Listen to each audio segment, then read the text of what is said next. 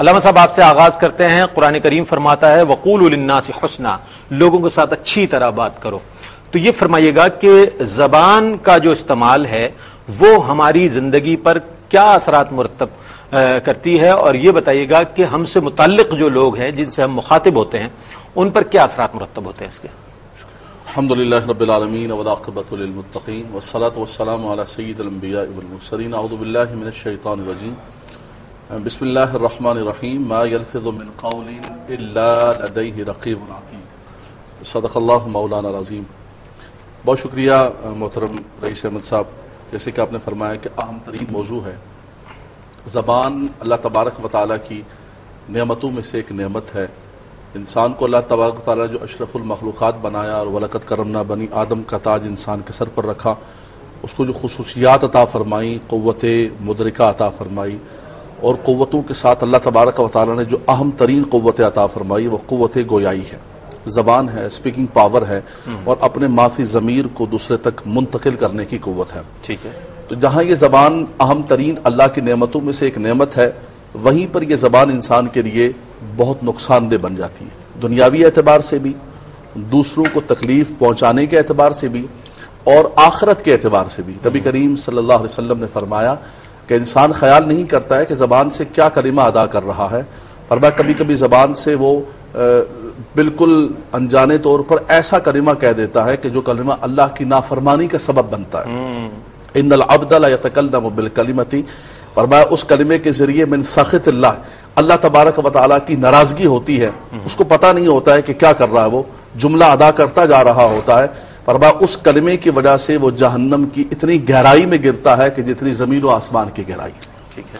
انسان کے قدم بھی پھسل جاتے ہیں غلطی کی وجہ سے، لیکن فرمایا کہ قدموں کا پھسلنا اتنا نقصان دہ نہیں ہوتا ہے جتنا انسان کا زبان کا پھسلنا ہوتا ہے.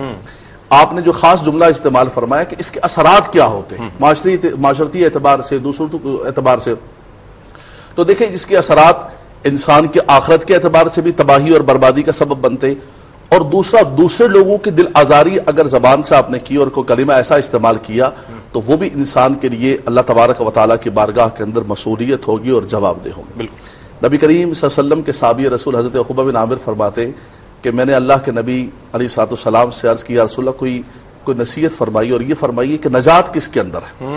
من نجات یا رسول اللہ، لقیت رسول اللہ صلی اللہ علیہ وسلم فقلت یا رسول اللہ من نجات کس کے اندر ہے.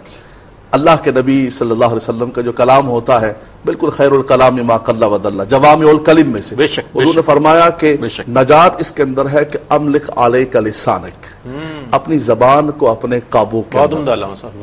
اسی طرح ایک اور صحابی رسول نے عرض کی یا رسول اللہ آپ سب سے زیادہ ضرر کس چیز کو سمجھتے ہیں میرے بارے میں؟ تو اللہ کے نبی صلی اللہ علیہ وسلم نے فاخذ بلسانی، حضور نے زبان کو پکڑ کے بتایا کہ یہ سب سے زیادہ تمہارے لیے ضرر کا باعث ہے. میں صرف ایک جملہ کہوں گا. حضرت علامہ مفتی رمضان سیلوی صاحب بیٹھے ہوئے جامعہ نظامیہ کے فارغ التحصیل ہیں.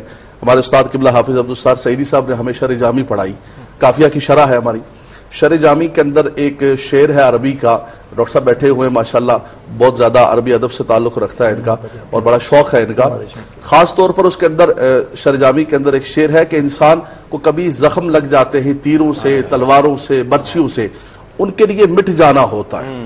لیکن فرمایا کہ جو زخم انسان کی زبان لگاتی ہے، جراحات السنان لہا التیام ولا یلتام ما جرح اللسان، جو زبان زخم لگاتی ہے فرمایا اس کے لیے مٹنا نہیں ہوتا ہے. تو وہ زخم انسان کے دلوں کو زخمی کر دیتے ہیں. اس لیے کوشش کرے انسان کہ اپنی زبان سے کسی کو تکلیف نہ پہنچائے، زبان کی حفاظت کرے. کیا کہنا ہے. اچھا علامہ صاحب، آپ نے شعر کے حوالے سے بھی آپ نے اس مفہوم کو واضح فرمایا کہ زبان سے جو لگایا گیا گھاؤ ہے وہ نہیں بھرتا. اگر تلوار سے یا تیر سے لگا ہوا گھاؤ ہو تو وہ بہر صورت بھر جاتا ہے. تو یہاں ہم یہ دیکھتے ہیں کہ ہمارے الفاظ، ہمارا لہجہ جو ہے وہ دوسرے کو بہت زیادہ متاثر کر رہا ہوتا ہے، یعنی کہ اس کو بہت زیادہ ذلت محسوس ہوتی ہے کہ جناب میرے بارے میں اس طرح کے لفظ استعمال کیے گئے ہیں. بہت اپنی شرمساری اس کو محسوس ہوتی ہے، لیکن کہنے والے کو کیوں اس بات کا احساس نہیں ہوتا.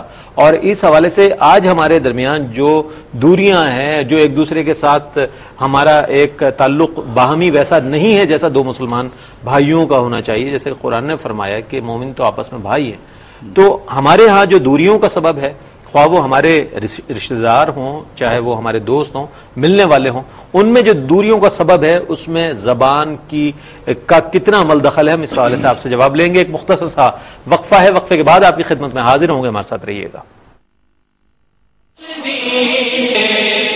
خوش آمدید ناظرین، آج زبان کی آفت کے عنوان پر ہم پروگرام کر رہے ہیں، اور زبان کا جو استعمال ہے وہ ہم معاشرے میں دیکھ سکتے ہیں، اپنے معاشرے میں دیکھ سکتے ہیں، خواہ گھر ہو، بازار ہو، دفاتر ہوں، مساجد ہوں، اور دیگر مقامات پر، مدارس اور دیگر جگہوں پر ہم دیکھتے ہیں کہ زبان کا جو استعمال ہوتا ہے اس سے بہت سے لوگ ہم سے قریب بھی آ جاتے ہیں، اور بہت سے ہمارے اپنے جو ہے ہم سے دور ہو جاتے ہیں۔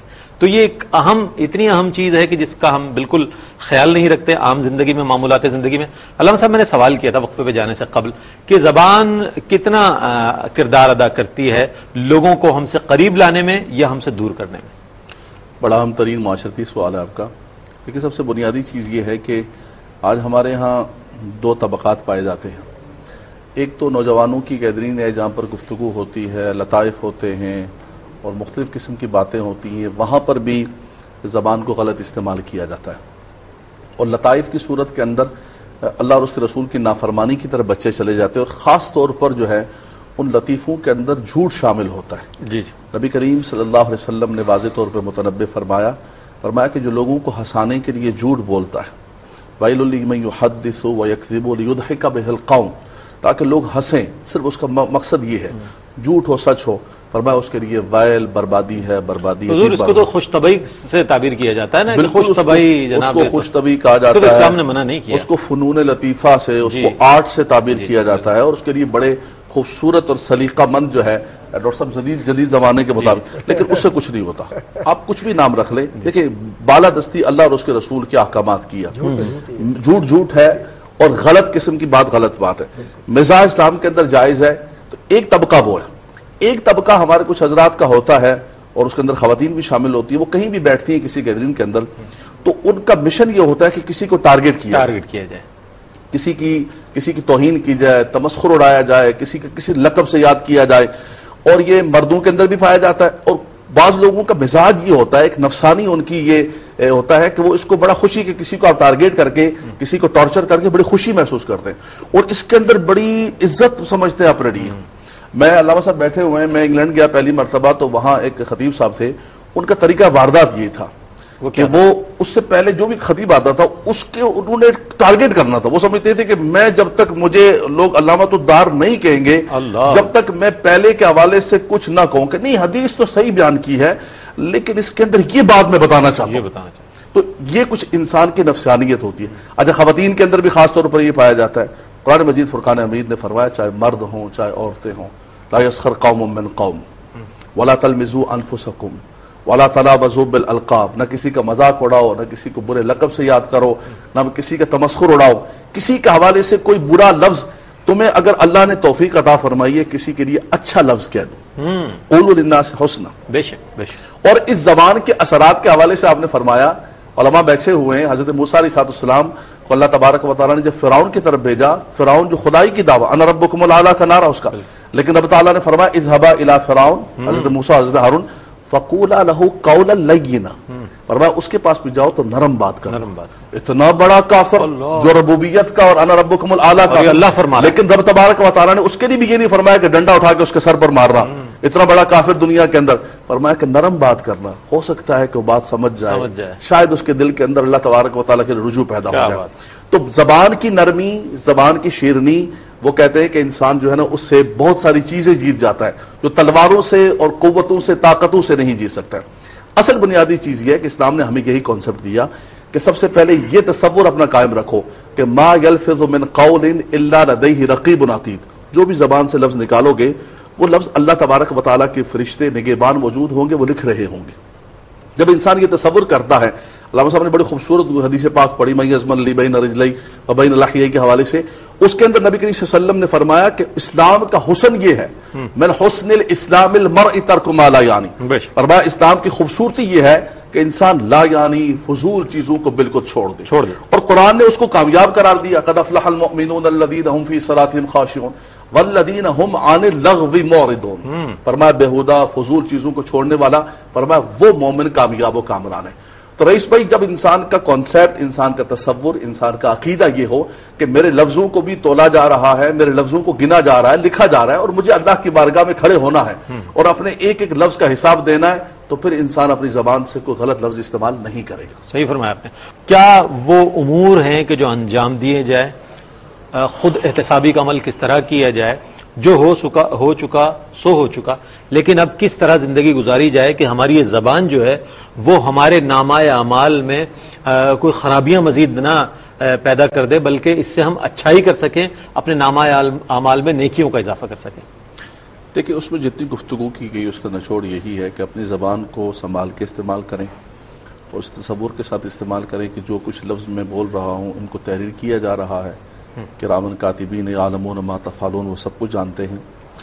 اور دوسرا، نبی کریم صلی اللہ علیہ وسلم نے فرمایا کہ بہت زیادہ گفتگو نہ کیا کرو، اور اگر کسی مجلس میں بیٹھو گفتگو کرو تو گفتگو کے ساتھ ساتھ کچھ اللہ تبارک و تعالیٰ کا ذکر کر لیا کرو، فإن کثرۃ الکلام بغیر ذکر اللہ قسوۃ للقلب۔ ہم صرف باتیں کرتے ہیں، اللہ کا ذکر نہیں کرتے ہیں۔ فرمایا کہ وہ مجلس، وہ محفل جہاں پر صرف باتیں ہی باتیں ہوتی ہیں، فرمایا اللہ کا ذکر نہ ہو، کچھ استغفار کر لیں، کچھ توبہ کر لیں تاکہ وہ کفارہ بن جائے۔ فرمایا صرف باتیں ہوں گی اور کثرت کلام سے انسان کا دل سخت ہو جاتا ہے، اور فرمایا کہ لوگوں میں سب سے زیادہ اللہ سے دور وہ ہوتا ہے کہ جس کا دل سخت ہو گیا، اب اس کے دل کے اندر کوئی چیز داخل کر سکتے ہی نہیں انسان۔ تو یہ ہے کہ گفتگو انسان محتاط کرے، کم گفتگو کرے، اور جہاں کسی مجلس میں گفتگو کرے تو وہاں اللہ تبارک و تعالیٰ کا ذکر بھی لازم۔